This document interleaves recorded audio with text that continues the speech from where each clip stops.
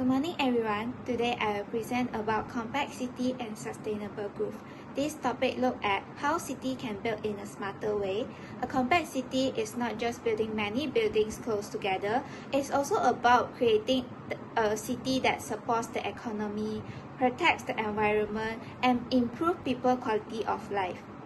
In this presentation, I will explain how compact city can help reduce traffic, save land, improve social connection, and support happiness in the community. A compact city is a city that is built in a more efficient way. In this type of city, homes, workplace, school, parks, and public transport are located close to one another. This helps people travel shorter distance and depend less on cars. Compact city also help reduce urban sprawl, which happen when cities spread too far outward. The main idea is to use land wisely and make city lives easier, cleaner, and more connected for people. There are three main features of compact growth. The first is high density, which means more people and jobs are located in the same area. The second is mixed land use, where residential, businesses, and recreational parks are combined instead of being separated far apart. The third is transit-oriented development, where public transport becomes a key part of the city. Together, these features make it easier for people to walk, cycle, or use public transport instead of driving everywhere. Compact cities support economic development because they use infrastructure in a more efficient way. For example, roads, water supply, electricity line, and public service can service more people in a smaller area. This can reduce costs for the government and also the public. The slide also shows that compact city may create larger infrastructure saving. Another benefit is called agglomeration economies. This means businesses, workers, and services become more productive when they are located close to each other. These slides explain the economic side of urbanization. The formula may look complicated, but the simple idea is this. When workers become more productive, businesses value their work more.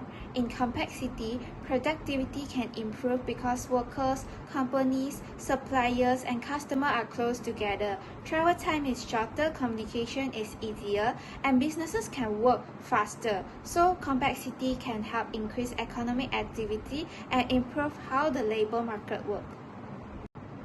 Compact cities are not only about buildings and roads, they are also about people and ideas. When many workers and companies are close together, it is easier for businesses to find skilled workers. It is also easier for workers to find suitable jobs.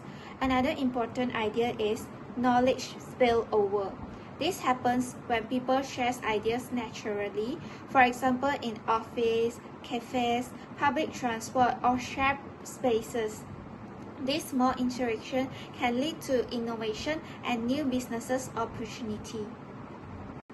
A compact city can also help in the environment. When places are close together, people do not need to travel long distance every day. This can reduce fuel use and also carbon emission. Public transport, walking, and cycling become more practical. Compact housing such as apartments can also use energy more efficiently because buildings share walls and space. Another benefit is land preservation. Instead of spreading outwards and using more rural land, compact cities build upward and protect farmland, forests, and natural areas. A compact urban planning can also help in improve the social connection. When people live nearby to the parks, cafes, shops, and also public areas, they have more chance to meet and interact with each other. This helps to build a stronger connection between the community, and mixed use of lands can also bring people from different backgrounds into shared places. Another benefit is safety. When more people active in the public area, there are more eyes on the street, which can make the area feel safer. Overall, a compact city can create a stronger sense of community. A sustainable city should be accessible to everyone, not only people who own cars. Compact city supports active mobility such as walking and cycling. Safe walking routes to school, jobs and shops can especially help lower income families because they do not need to spend so much money on transport. Another important point is universal design. This means the city should be easy to use for elderly people, people with disabilities, and families with children. A good city should allow everyone to move around independently. These slides introduce the relationship between income and also happiness. Money is important because people need income to pay for food, housing, healthcare, and other basic needs. However, after basic needs are met, more money does not always mean more happiness. This means city planning should not only focus on economic development, it should also focus on health, social life, safety, green spaces, and emotional well-being. A good city should help people live in a both wealthy and healthy life. These slides introduce the idea that a higher income does not always increase happiness once people's basic needs are already satisfied. This is linked to the Easterlin paradox. In urban planning, compact cities should meet more than just basic physical needs. They should also support social needs, civic pride, culture, and personal growth. The ultimate goal is to create a livable city without destroying resources or sacrificing the future of the community. In simple words, development should improve life quality, not just increase GDP. To understand whether a city is successful, we should not only look at the GDP or income, we should also measure well-being. For example, commute time is important because long travel can cause stress and reduce life satisfaction. Green space access is also important because park and natural areas supports mental health. Another measure is social trust, which means people feel safe and connected to their neighbors. These indicators help us understand whether a city is truly improving people's lives. Singapore is a good example of compact city planning. Even though Singapore is a small island with large population, it has managed to create a highly planned and livable city. Singapore used long-term planning, public housing, public transport, and green spaces to support sustainable growth. This shows that high densities does not have to mean poor living conditions.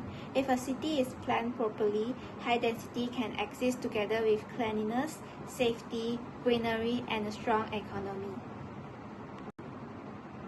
This slide shows some key impact of Singapore compact planning.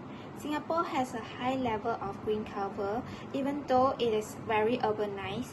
This helps reduce the urban heat island effect and improve the environment. Singapore is also known as one of the more livable cities in Asia. At the same time, it is a major global hub for finance, logistics, and innovation. This shows that a compact planning can support both environment quality and economic strength. Housing is a major part of Singapore compact city model. More than 80% of Singaporeans lives in a public house building by the Housing and Development or HDB. These housing areas are not only places to live, they are also planned as communities. Policies such as ethnic integration help prevent separation between different groups. Spaces like void decks are used for daily interactions, events, and community activities. This shows that how urban design can support social harmony. Singapore also manages transport very carefully. The ERP system and COE system help control car ownership and road use. This reduces traffic congestion and makes road space more efficient. At the same time, Singapore invests strongly in public transport, especially the MRT system. Many households live within walking distance from a train station. This makes public transport more convenient and reduces the needs of private cars. This lesson is to tell us that the compact city needs strong transport planning. These slides explain the opposite of compact city, which is urban sprawl. Urban sprawl happens when development spreads too far outward. This can cause many problems. People may need to travel longer distance, which wastes time, money, and fuel, and so on. Public services also become more expensive because infrastructure must cover larger areas. Sprawl can also reduce social interaction because people are more separated. To reduce sprawl, cities can increase density, create urban growth boundaries, and improve city centers' facilities. Although a compact city has a lot of benefits, they also have challenges. One challenge is housing affordability. When many people want to live in the same area, property prices can be increased, and lower income residents may be pushed out. Another challenge is overcrowding. If population grows faster than infrastructure, public services may become strained. Compact city can also face urban heat problem because of concrete and limited airflow. Therefore, compact city planning must include affordable housing, good services, and enough greenery. The sustainable path is about balance. A city should not only focus on economic growth, but it must also consider fairness and environmental healthy. Economic growth is important as it creates jobs and opportunities. Besides, distributional equity means the benefit of development should be shared fairly, including housing and access for all the residents. Environmental health means protecting natural resources and preparing for future climate challenge. A truly sustainable compact city needs all three elements working together. To conclude, a compact city plays an important role in sustainable growth. They can help cities become more efficient, reduce environmental damage, improve public transport, and strengthen community ties. However, compact cities must be planned carefully so that they remain affordable, inclusive, and comfortable. The main message is that true development is not only measured by the income or measured by the GDP, it is also measured by people's happiness, their health, and connection with the community. Thank you.